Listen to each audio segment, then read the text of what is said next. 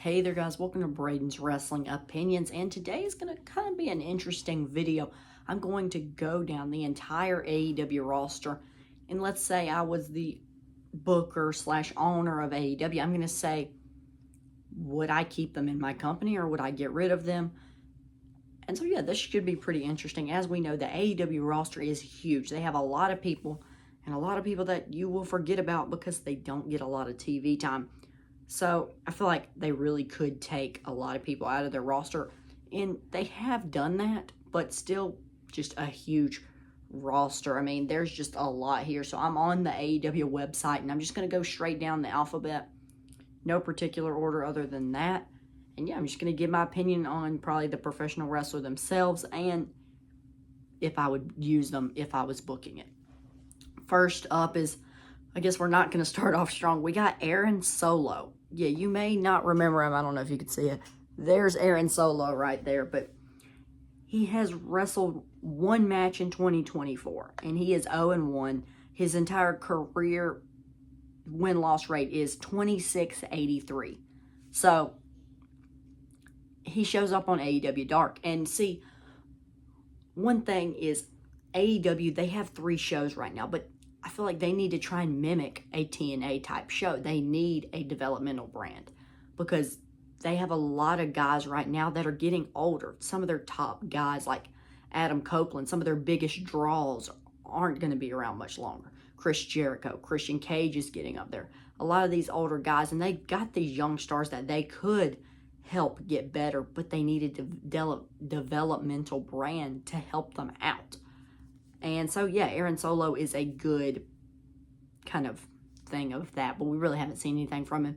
So, I am going to have to get rid of Aaron Solo. Next up, you go to Action Andretti, and he was actually very highly talked about when he first showed up. And now I feel like he's kind of turned into a jobber.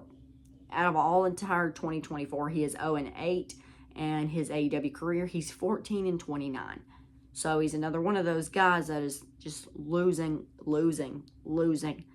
But I feel like he is very talented. He does have potential. If they were to do a developmental brand, I feel like he could succeed there. And so I'm going to keep Action Andretti. You have to keep some of these younger stars so you can build the new generation or whatever you want to call it. Next up, you have Adam Cole. And I wasn't making videos around the NXT Black and Gold time because, of course, I was very young, but I did know what was happening in the wrestling world. Adam Cole was one of my favorite wrestlers in the entire world at that time. But now he's came to AEW. Of course, when he was going to get called up, there's things saying that Vince was going to make him manager for Keith Lee. Come on, that is stupid. Adam Cole was one of the best things going in wrestling because the main roster wrestling at that time really wasn't that good, and NXT Black and Gold was arguably better TV than that was. And I say most of it's because of Adam Cole. Adam Cole was cooking down in NXT Black and Gold, but now he's injury prone, he's gotten skinny, he needs to get back in the gym. That's all I'm going to say. If you want to be a top star, you can't just not take care of your body.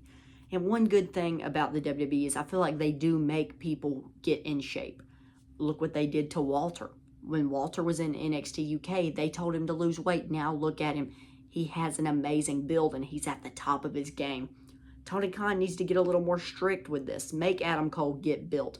Make him get in shape because it's less likely to get injured while you're in shape. So, but Adam Cole has potential. No matter what, Adam Cole has potential. You got to keep him in your brand. He could be one of your top guys. There's not a lot of people in AEW that could completely carry a company, be the world champion, and draw. I feel like Adam Cole has potential to do that if he can get himself in shape. He can stay healthy, different things like that. Next on, you move on to the rated R superstar Adam Copeland. Of course, he's an absolute legend. Adam Copeland, of course known as Edge in the WWE, is just great. He's a draw. People are going to care about seeing Adam Copeland on their TV. And it kind of sucks that he is in AEW because I feel like he's just not being able to do everything that he's capable of. But of course, he's getting a lot older. He's going to just kind of be a draw. He's not going to put on these like 5-star matches and stuff like that. but I'm going to have to keep him. You got to have some people that are just going to draw.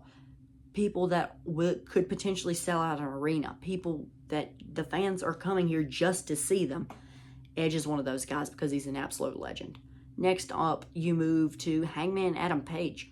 And at the time when he was AEW World Champion, people were hating on him, saying that he's taking opportunities from other people. But honestly, when he was World Champion, AEW was a way better promotion when he was champion than any other champion, really. Other than, like, of course, the early days.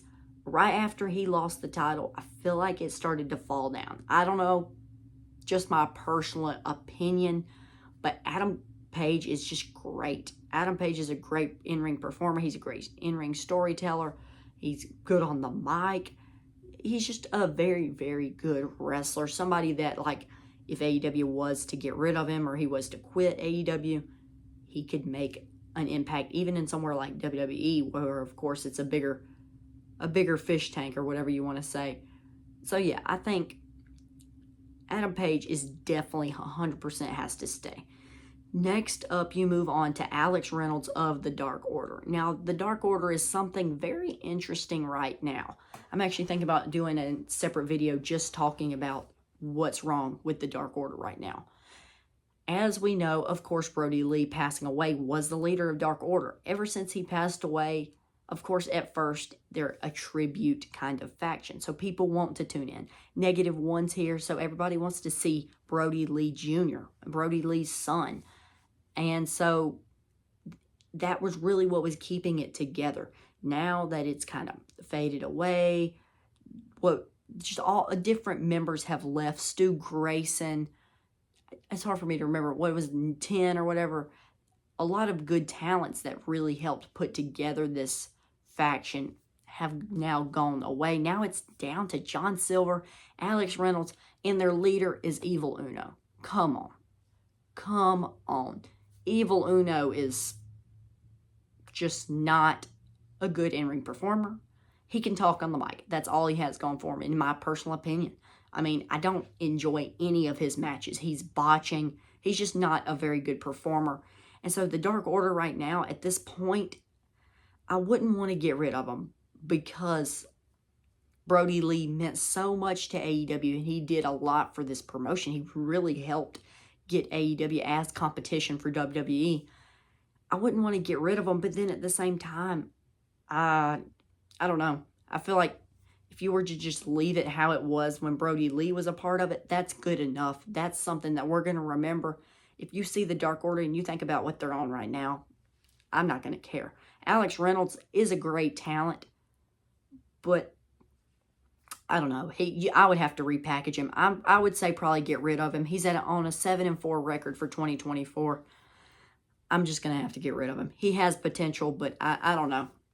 Next up, you move on to Angelico, and he is a part of the Spanish Announce Project. Angelico is just, I feel like they've just put him into different things. His career record is 37-57.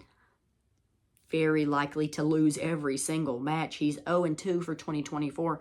Angelico's got to go. I'd be surprised if you even know who he is, to be honest, because he's barely even shown.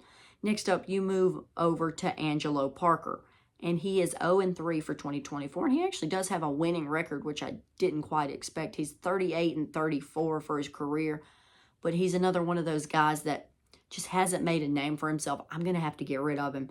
You move on to Anthony Bowens of The Acclaimed. Now, The Acclaimed is something in AEW that could sometimes, honestly, AEW TV can be horrible, but I will come on and see The Acclaimed. I'll be like, all right, this is probably going to be my favorite part of the entire show, just because they are so entertaining. The raps they do are very fun.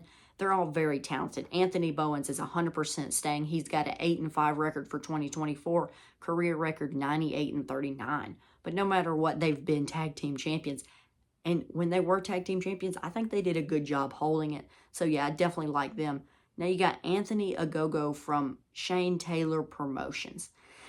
This is a weird one because Shane Taylor Promotions and ROH was great. But for some reason, whenever they moved Shane Taylor Promotions into AEW, they, of course, kept Shane Taylor, but now the members are different. I feel like Shane Taylor Promotions now is not as good as when it was in ROH. Shane Taylor is a great, great talent. So I am going to keep Anthony Ogogo, or however, Ogogo, I guess that's how you say it. But just because Shane Taylor Promotions has so much potential, and we've seen that they are capable of being a great faction. Next up, you move on to AR Fox. He's got an 0-2 record for 2024, and he is 8-22 for his entire career, which I think is crazy because AR Fox, I believe he's actually a trainer too. He literally trains people, and he's just a great talent himself. AR Fox is great. I'm 100% going to keep him. They need to give him a bigger push because he has a lot of potential to help carry the company. You move on. It's crazy to think that their roster is so big. We're still in the A's and still haven't even gotten to the B's. Next up, A is Aria Davari from the Premier Athletes. And I like the Premier Athletes. I think Tony Nese is a great talent. But Aria Davari is just, he didn't work in WWE. Why would he work in AEW? I don't know. He's 2-2 record for 2024, 18-28 for his career. I was never a fan of Aria Davari, so I think I'm going to have to get rid of him. You move on, he's one third of the Unified World Trios champions. Of course, you got Bang, Bang, Bang, Austin, Gunn, and the Gunns, both of them are very, very talented. Of course, they're second-generational wrestlers, so that's going to mean some of these older fans are going to want to see what can Billy Gunn's sons do. So I think Austin Gunn and the other Gunn, of course, have potential, but we'll get to the other one coming soon. You move on, you got Bandito. You may not know who Bandito is, but I've seen him live. I've watched his matches on the indies many times. You would think he's horrible because he has a 4-8 record career for AEW, and he's 0-0 in 2024. But there for a little bit, he was actually being shown weekly, but now he's just never even thought of. I don't really know what happened with Bandito, but he is a great talent no matter what. If they were to start a developmental brand like NXT, Bandito is one of those guys that you want to be at the top of his game there.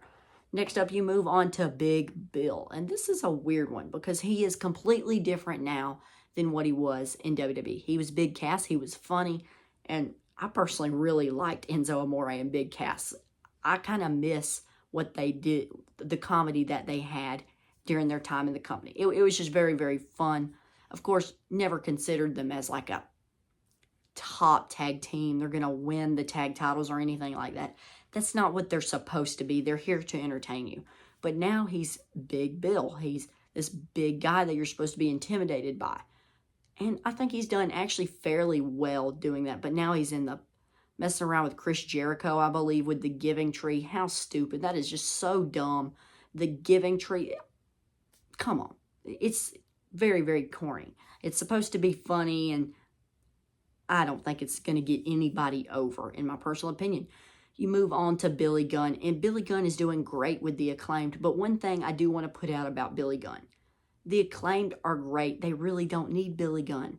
The Acclaimed are at this level to where they've created enough star power themselves that if you take Billy Gunn out, I feel like they don't change. They're still a great tag team. So yeah, I think that's, but for Billy Gunn, I think if I was booking it personally, I would put him back with his sons, the Gunn Club. Because in my opinion, Bullet Club Gold with Jay White, Juice Robinson, and the Gunns, it's just not working. It's just not working. Go ahead and separate them. Jay White, I don't know. That's just not working at all. I don't like it. But I would keep Billy Gunn. You can put him anywhere and he's going to help out. He would help out the Acclaimed. He would help out his sons. But I would definitely prefer him with his sons. You move on. You got Bischoff Khan. And this is kind of a random one. He's 5-7 for 2024 and 12-21 for his career in AEW. But he's actually a very, very good talent. I'm pretty sure this is the one that was in the old Shane Taylor Promotions. And he's very, very good. I watched him live at WrestleCade. I'm a big fan of him. He could be a future star. I'm going to keep him in the company. You move on, you got Brandon Cutler. And I'm pretty sure he's getting a figure coming out soon. But yeah, Brandon Cutler is definitely a very interesting one. He's 1-4 for 2024. but he's been with AEW from the start, and I feel like he's kind of been a jobber the whole time. He's 16 and 60, and then I guess 2 disqualified matches or whatever. 16, 60, and 2. I don't know. Do you really want to keep him? I would say no, but he's okay. He's not going to hurt the company. I'll say that much. You move on, you got Brian Cage. Brian Cage he's a good talent.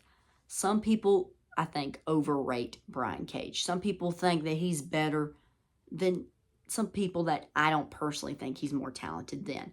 But he can do some crazy things in the ring, considering he's kind of like a powerhouse, and he can do some high-flying moves. He's got 9 and 11 for 2024, and he's actually 72 and 42 for the career. I like Brian Cage. He's a good talent. I got to keep him. I think he has a lot of potential. You move on, you got Brody King. 100% keep this. All of House of Black have potential.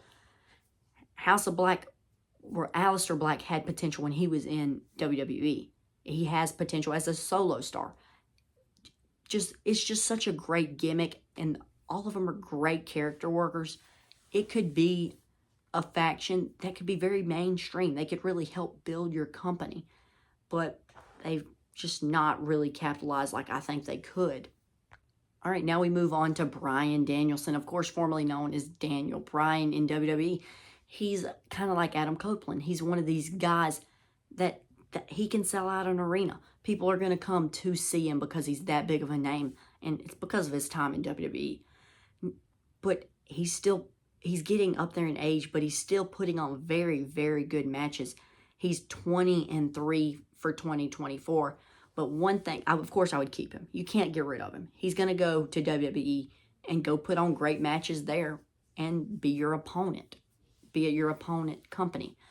And so for Bryan Danielson, I got to take him out of Blackpool Combat Club. Honestly, scrap all of Blackpool Combat Club. Jon Moxley could do better things without him. Wheeler Yuta could do better things without him. Bryan Danielson definitely doesn't need him, and so could Claudio Castagnoli. I feel like being together is holding them all back. It's just a very, very dumb faction. The point of the Blackpool Combat Club is, what I'm going to do is, instead of coming out there to fight you, you're going to be in a match with one of my friends, and I'm going to come attack you halfway through the match and completely beat you down when you're already halfway knocked out. And then I'm just going to keep beating you down. I'm going to make you draw blood. I'm going to get some barbed wire. I'm going to get a chair and hit you in the face. It's just dumb. It's very, very unneeded, very unnecessary. AEW already has way too many attacks. After every single match, somebody's getting attacked. Attacks, yes, it can help build up a storyline, but if it's happening every single match, it's just very dumb. And Blackpool Combat Club is really the main thing when it comes to these attacks. If Blackpool Combat Club's out there, go ahead and get ready for somebody to be attacked, because you know it's coming. Next on, you move over to the bad apple, Brian Keith. Why would you put him with the Giving Tree? I feel like he's a good talent, actually. He has a lot of good in-ring talent, but then you put him with the Giving Tree, and you're going to call him the bad apple? You've got to be kidding me. What a joke. I don't like it at all. But I feel like you could repackage him, make him into this kind of Ilya Dragunov-like character where he just wants to come out there and completely knock you out. He wants to destroy you. He is this guy you're going to fear. I feel like he could be a good character if you did that. Then, of course, you got member of House of Black, Buddy Matthews. What an amazing talent. I loved him when he was Buddy Murphy in WWE. He has so much talent. He could be a good solo star, and, of course, he could help elevate the faction of the House of Black. Whatever you put him with, it's going to be good. Next up, we move on to Cash Wheeler of FTR. FTR, the best tag team in the world. I'm going to have to disagree with that right now, just because they haven't been doing much, really. I mean, they come out there to save Tony Khan when Tony Khan's about to get beat up. That's about it when it comes to memorable stuff they've been doing. But they're still amazing talents. They could lead your tag team division easily, and it would be a great division. Cash Wheeler's definitely staying. Next up, you move, of course, to the FTW champion, and you got Chris Jericho. For Chris Jericho, this is an interesting one. I do think eventually he's going back to WWE. That's no question. But during his time in AEW, why would you want to make him FTW champion? Why? He should be the type of guy that's here to elevate people. And he's tried to do that. He's tried to manage people like Sammy Guevara, but it's just not working because I really don't know. But one thing to note is when AEW was created, one of their top bookers, when AEW was like at the prime, they were better than WWE, as most people would say. You know who had a lot of booking decisions? Chris Jericho. Chris Jericho was a great booker, clearly, because that's when AEW was good. They took away his booking privileges, it seems like. Now, AEW is just rough. That's all I'm going to say. AEW is rough after they took away his booking. But Chris Jericho, I mean, I understand a lot of his runs right now in AEW have been horrible, but his entire time in WWE, he was relevant the whole time. Chris Jericho is amazing. He's a top wrestler of mine of all time. He's just very entertaining, very good promo worker. He's the total package. He's good at everything he does. But just like I don't know how many times I need to say, get rid of the Giving Tree. It is a horrible faction. It's just not going to work. It's not going to help elevate Brian Keith. It's not going to help elevate Big Bill, and it's just going to bring down Chris Jericho. Not going to work at all. You move on, you got Christian Cage, and there for a little bit, he was the best thing going in AEW. His thing with Luchasaurus, I wish they wouldn't have changed Luchasaurus' name, but his thing with Adam Copeland was good. Christian Cage is a great, great storyteller. So I think you got to keep Christian Cage.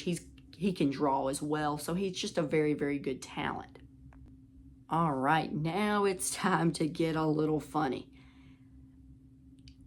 This might just be my least favorite wrestler in the world. I mean, I'm not going to say that because there is a lot of course, indie wrestlers and stuff like that. But when it comes, I can't get over with it. Chuck Taylor of Best Friends. And I think one thing that makes me dislike Chuck Taylor so much is because he's with Trent. I love Trent so much that I think he could be a good solo star. But Chuck Taylor is just there going like that. I hate when he's a outside manager. When he just sits there and he just looks so, I don't know. He looks like he's so zoned out. He looks like he's just, I don't know. His character is lazy. His promos are horrible in my opinion. I know he's had good matches in the indies. I realize that because there are some people out here that's going to defend him because of his good times in the indies. In AEW, he hasn't worked. He's holding back Trent, and he's just one of my least favorites. I'm definitely getting rid of Chuck Taylor. I'm sorry. He's got to go. Now let's move on to Claudio Castagnoli. And as you all know, I just spoke about the Blackpool Combat Club and that they're better without each other. And Claudio's no exception. He is great by himself. He was great as Cesaro in WWE. And I just feel like he's always putting on great matches. You got to keep Claudio. Very, very good wrestler. Next up, you move on to Boom Boom Colt Cabana. And there for a little bit, Colt Cabana was like one of the most popular things on the indies. Whenever AEW started, he was one of their most popular guys. His merch was really selling. He was just very, very over. But now he's kind of getting older. I feel like he could be like a trainer or like somebody that's going to put over the younger guys if they were to have a developmental brand. You move on. Let's go to Colton Gunn. I'm kind of just going to copy and paste what I said about Austin to Colton. They're both very similar. They kind of play the same heel gimmick. But yeah, they're both very good and have a lot of potential. So you got to keep Colton Gunn. You move on. Next up, we have very nice, very evil Danhausen. And yes, Danhausen may not be a very good in-ring worker. Danhausen is a great character worker, though he is a very popular character. When he was signed with AEW, everybody was excited because they thought AEW would let him shine. He was going to be able to have fun. He would be the comedy that we want. But no, AEW didn't let him do what he needed to. So now we're at where we are with Danhausen, and he kind of barely even shows up anymore. Now you have Daniel Garcia. I'm going to try not to be biased here. Daniel Garcia, I've never been a fan of. But from the moment I seen him, I was not a fan of him when I first saw his first match. I don't know. He just kind of seemed kind of bland. Now he's got that dance that I feel like is just, I don't know. It's not my, I'm going to have to get rid of him. I'm just not a big fan of him. I see why, if you are, a lot of people are. It's just my personal opinion. You move on.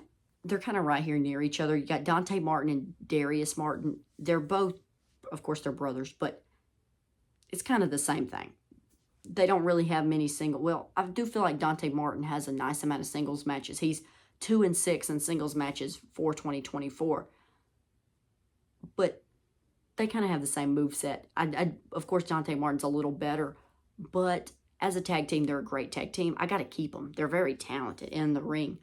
If you want to see some good high flying, you're going to watch Top Flight. They're very, very good. Definitely keeping them.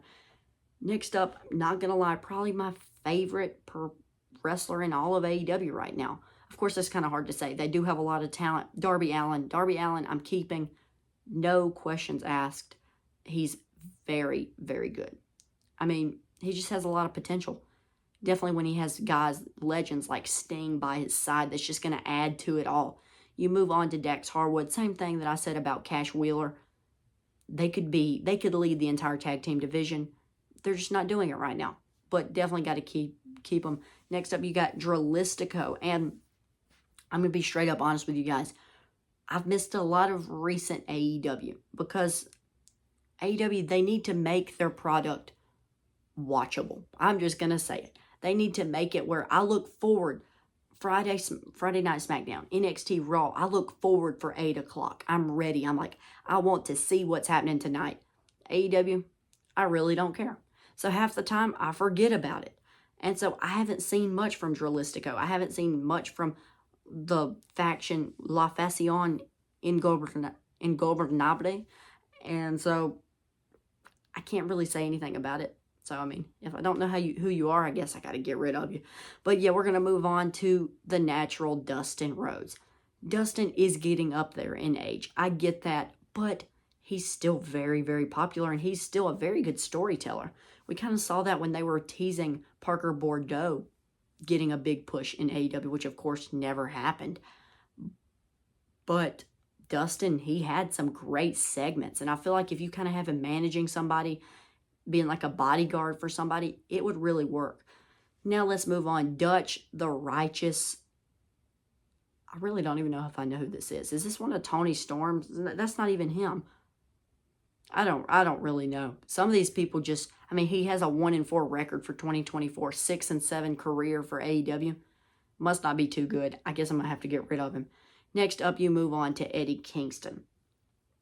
Eddie Kingston has grown on me. I will say that.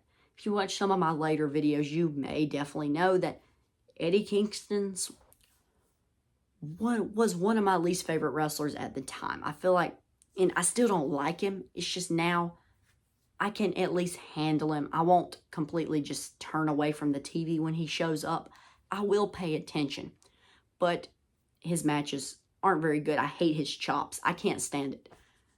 When he goes over there, and it looks so fake. It's so fake. If you make wrestling look fake, what's the use in watching it?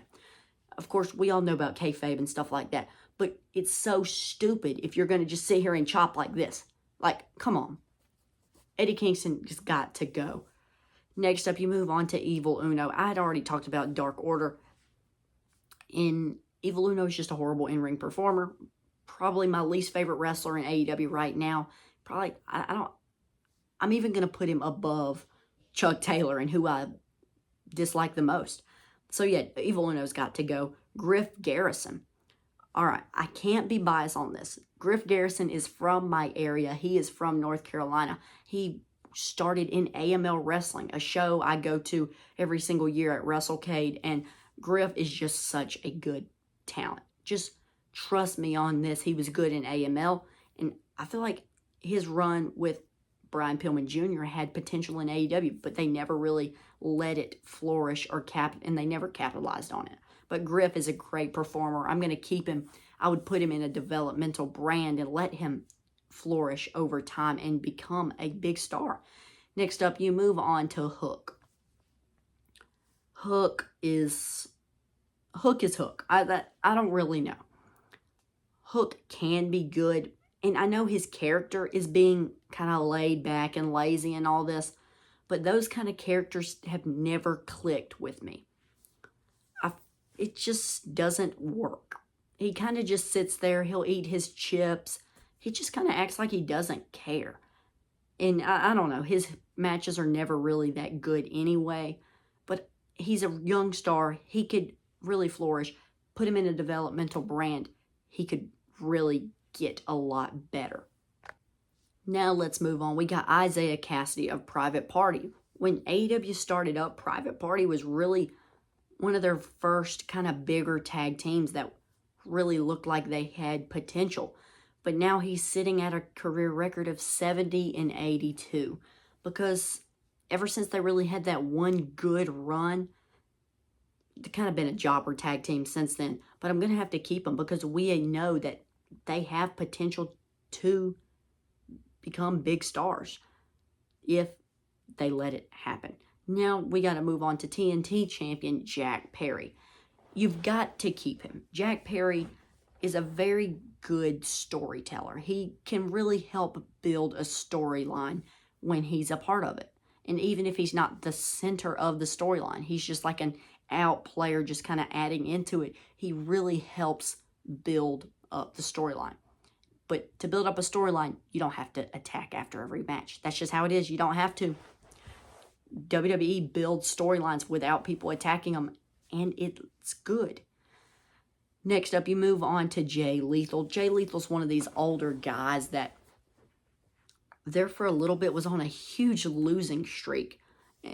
Like right now, he's 1-7 for 2024. He's actually 38-37 for the career, which is more wins than I thought he actually had.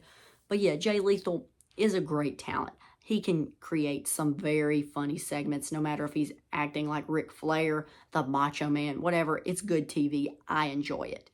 You move on, you got Jay White. And Jay White, for me personally, has been a disappointment just because I don't watch New Japan, but I will go and watch matches from New Japan. I know a lot of the people from New Japan, so I've heard of Jay White before he came here, of course. And I'm being told that this is the best wrestler. This is one of the best in the entire world. He's going to carry AEW. He comes over, I feel like he's been nothing more than just disappointing to me. He hasn't really done anything beneficial. His storylines have been very lackluster. Jay White, I don't really know what's going on there. I think I would have to keep him just because of his popularity. But something's got to go down with Jay White. And for some of these people, I don't blame them. I think Tony Khan just really doesn't know what he's doing. So that's the problem. But you move on, you got Jeff Jarrett. Jeff Jarrett is hilarious. He's a good heel. He's a very good heel. And so he just does good at what he does. That's what he's there to do. He's there to entertain you as a really fun, good, evil heel. And he does just that. He's not somebody I'm going to see be world champion. But I like Jeff Jarrett, so I'm going to have to keep him. You move on. Now, this is kind of weird. I was saying what I said about Dark Order. I said that Alex Reynolds had talent and he had potential. But John Silver, he has potential. But I feel like more potential than Alex Reynolds. He has more character with him. So I'm going to have to keep John Silver. Don't put him in a Dark Order-like gimmick. Let him create something himself. Let him kind of cook up some magic that's not Dark Order related. Now we move on. You got Johnny TV. I love John Morrison. John Morrison has always been one of my favorites. I love Eminem. That was one of just a very fun faction or tag team back in the day. So I really like Johnny TV overall. And so, yeah, definitely got to keep him. Next up, we move on to Jon Moxley. Like I had said about Blackpool Combat Club before, they all just need to separate. But when Jon Moxley joined AEW, this was like the biggest thing in wrestling because he was going to be their top guy. And when he was world champion, I feel like he was a good world champion. He really helped elevate the company to be an opponent of the WWE. So you definitely got to keep him.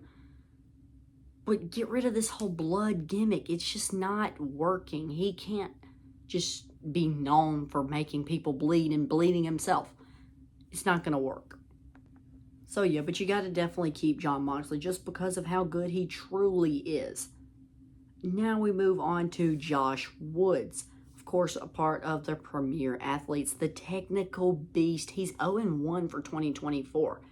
And I feel like the Premier Athletes have potential just because of the talent that they have. Josh Woods is a very good in-ring performer. So is Tony Nese.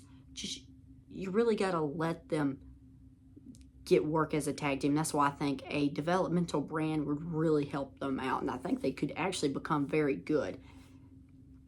Now we move on to Juice Robinson. And I'm not going to lie, Juice Robinson gets on my nerves. I don't know what it is, but every time when he comes out to the ring and he's like yelling in the camera and he's and all that, it just gets on my nerves. I don't know why, but he's got a 1-1 record right now for 2024 and 22-10 for his career. I don't know. Juice Robinson just hasn't worked in AEW. It kind of was a big deal when he showed up, but kind of not. But yeah, I think he's talented, but I don't know. I don't like Juice Robinson. I would say no. Now we move on. All right, I'm going to try my best. Katsuyori Shibata.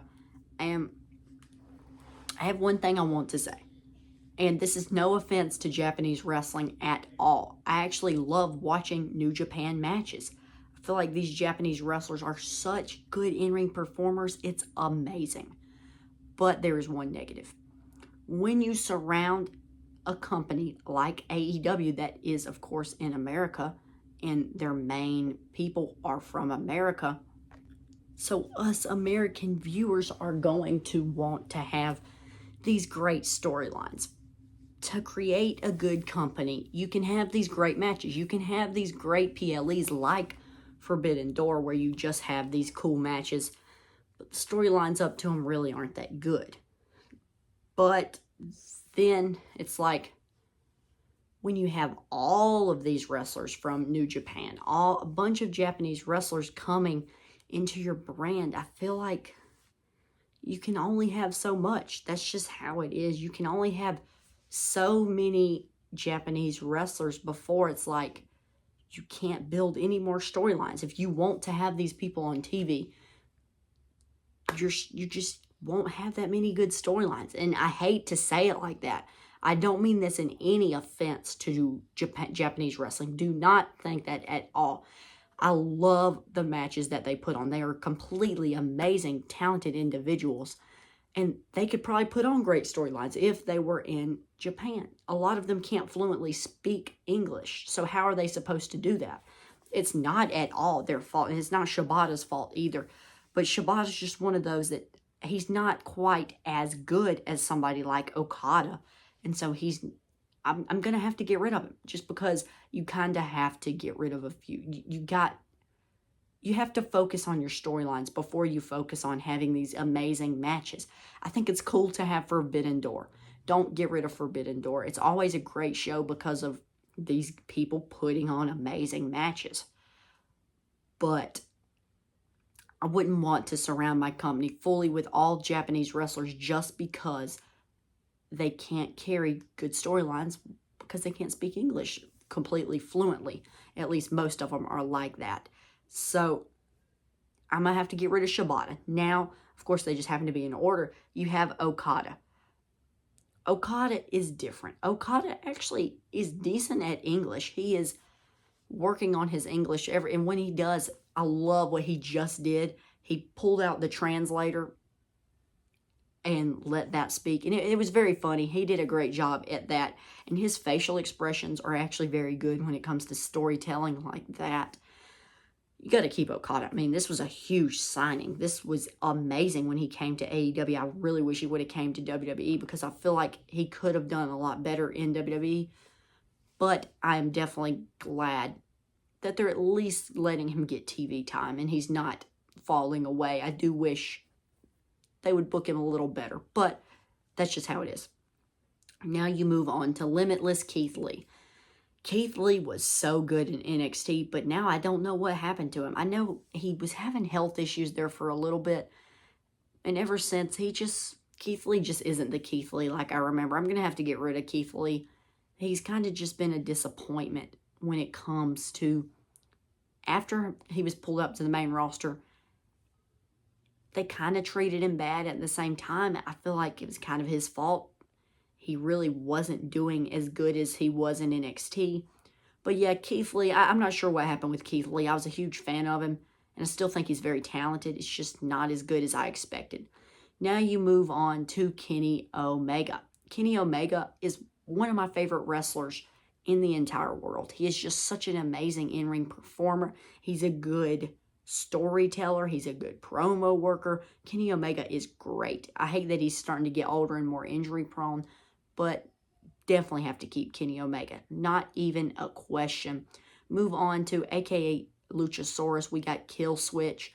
And Kill Switch is not as good now as when he was Luchasaurus, because I really don't know why. I just preferred him as a face. He has these very cool wrestling figures. That's one thing. He looks like, his look is amazing. Who doesn't want to cheer for somebody that just looks so cool? I love his mask and everything. He's just very, very good. I'm going to have to keep Luchasaurus or Kill Switch. Now we move on to super bad Kip Sabian. And I really don't know what happened to him. I feel like he's kind of became a jobber. He's 0-3 for 2024, and he's 39-38 for his career. I'm going to have to get rid of Kip Sabian. I feel like he's just kind of became bland. Now we move on to Commander. And Commander is a very good high flyer. But one thing about these high flyers, you can only have so many. I mean, I've always been a huge high flying fan. Some of my favorite wrestlers are high flyers. I've always been a huge fan of Ricochet, Jeff Hardy. All these high flyers I love, but AEW already has a lot. And a lot of them are like right there in the same realm. They're all about just as good as each other. And Commander's just right there with them. I'm going to have to get rid of Commander. What I would be worried about is I would be trying to sign, what's his name? El Hijo del Vikingo. I feel like he's probably the better of all of the high flyers you're going to see around there. Now you move on to Konosuke Takeshita. And, of course, he's in the Don Callis family. He's one of these guys, one of the actual few Japanese wrestlers that has been putting on great storylines. He's been not so much talking in English as much, but it really is his facial expressions, what he does, what's like just his overall in-ring psychology of what he does to make himself become a very nice heel. I'm a big fan of Takeshita, and I think he has a lot of potential. Definitely got to keep Takeshita. Now we move on to Kota Ibushi. And I'm pretty sure he was actually injured there for a little bit, and because his career win percentage right now is 2-2. And I feel like I heard so much good about him, and then I watched one of his matches in AEW, and I'm like, wow, he was very, very rusty. I guess it was just ring rust from that time. So I really don't have much to go off of when it comes to Kota Ibushi, so I'm going to have to get rid of him. But I feel like if I was to see more, if I was to add more to my knowledge about him, I would keep him. But that's just what I got to go with for right now. Now I move on to Kyle Fletcher. And so now it's kind of a weird thing how he's a part of Aussie Open, but Aussie Open's a part of Don Callis family. But him and Don Callis family has kind of been weird. I don't like when he talks when he's a part of the Don Callis family. He kind of just has a weird thing about him when he tries to act all heely and everything like that. Not a fan of it, but he is very good. I'm going to have to keep Kyle Fletcher. Now let's move on to Kyle O'Reilly. And I'd kind of already discussed the NXT Black and Gold thing with Adam Cole. But, I mean, Kyle O'Reilly added to that as well. Of course, the Undisputed Era completely ran NXT Black and Gold. There for a little bit, Kyle O'Reilly and Bobby Fish were the tag team champions. Adam Cole was the heavyweight champion. And Roderick Strong was the mid-card North American champion. So, like I said, they completely ran NXT Black and Gold. And Kyle O'Reilly was just so, so good. He was always very, very good. I always thought he was better than Bobby Fish personally. So I'm definitely going to keep Kyle O'Reilly. I do hate that these guys from the Undisputed Era are now becoming injury prone. So now we move on to the Murder Hulk monster, Lance Archer. And it does suck that he's up there in age now. He spent time in like the early days of TNA. He spent time in WWE. Lance Archer's has done a lot more than some people actually realize. He's a very, very good performer, but he's at that age now to where he's not going to lead your company. But I do feel like he's just such a good storyteller and just overall very good character worker to where he could do these kind of things where he could help be in a faction, kind of like Dustin Rhodes. Like I was saying, he could be in these kind of creepy factions and really help out. I think he's just a very good talent. So I'm actually going to turn this into a 2-part episode because I actually said that this roster was big, and I realized it's even bigger than I thought. I haven't even gotten halfway through the men's division. I'm not even in the women's division yet, and this video is already really long. So I am going to give you guys a part 2. This is part 1 of saying if I would keep or fire AEW wrestlers. Turn on post notifications and subscribe so you can know when I post part 2 of this and when I post another video. Always posting videos at least like, I don't know. I post very often, as you may know. But yeah, I will see you guys on the next one.